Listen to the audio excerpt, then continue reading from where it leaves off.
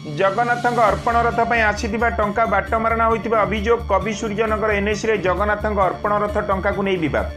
श्रीमंदिर परिक्रमा उत्सव पर राज्य सरकार प्रत्येक एनएसी को 1 लाख टंका देथिबा बेले गंजाम जिला कवि सूर्यनगर एनएसी रे मध्य श्री जगन्नाथ रथ परिक्रमा पर प्रत्येक वार्ड को 1 लाख टंका आसीथिला।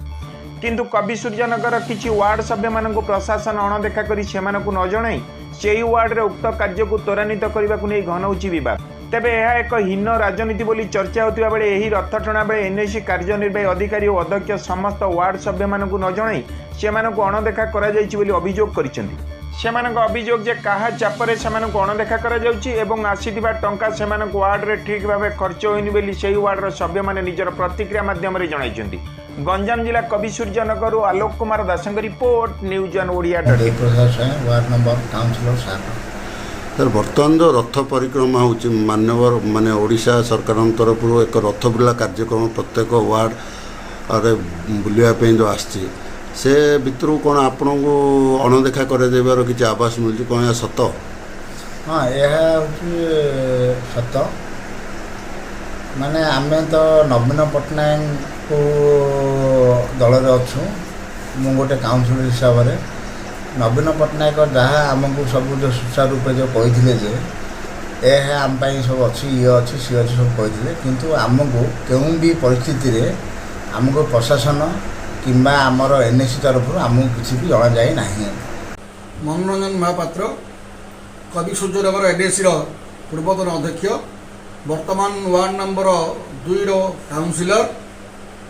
सर बर्तमान गोटे राज्य सरकार तरफ एक जगन्नाथ प्रत्येक वार्ड रे रथ बुलिया एक रथ बुली जहाद्वारा कि प्रत्येक वार्ड को लक्षे टଙ୍କା भी आसुच्छी से भितर आपण को कौन प्रशासन अणदेखा कर किसी आवास मिलूँ?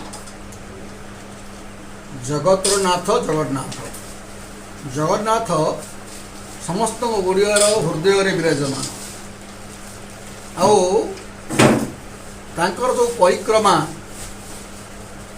पाई आम राज्य सरकार तथा आम प्रिय मुख्यमंत्री नवीन बाबूंर जो प्रयास अत्यंत प्रशंसनीय। लोकों को सचेतन करने लोकों मन में जगन्नाथ भाव सृष्टि करने आज सहर ठारू पल्ली पर्यंत सबुठी जगन्नाथ रथ परिक्रमा करुछि। सेमिति मध्य आमर कवि सूर्यनगर एनएसी रे प्रति वार्ड रे परिक्रमा कर सारे बड़ दुख और परितापर विषय आज कवि सूर्यनगर एनएसी कार्यनिर्वाही अधिकारी को कि अध्यक्षा को कौन सी काउंसिलर को न जन किसी हाथ गणती काउंसिलर एवं किसी चाटुकार को नहीं कवि सूर्यनगर एनएसी रे रथ परिक्रमा कर जो सरकार प्रति वार्ड को 1 लाख टंका देइचंती एथिपाई खर्च करने कौन सी काउंसिलर को जड़े ना दिन को 2-3टी वार्ड रे रथ परिक्रमा करी टंका 10-20 हजार खर्च करी आज से कार्य समाप्त करचंती। मु प्रशासन को निवेदन करी जे आउ जो पैसा बड़का अच्छी फेरस्त करके नियंतु नतुबा ये बाट मणा हबार बहुत चांस रही। से रथ जो आसला से स्वागत योग्य नवीन पट्टनायक करते स्वागत योग्य किंतु जो टंका आसला से टंका सुचारू रूपे कार्य ये कराई बाटमारणा कर खाई कि आमको कौन प्रकार काउंसिलर हिसाब से आमको भी जन ना आज रथ परिक्रमा हम कि जगह आमको कौन किए जन ना।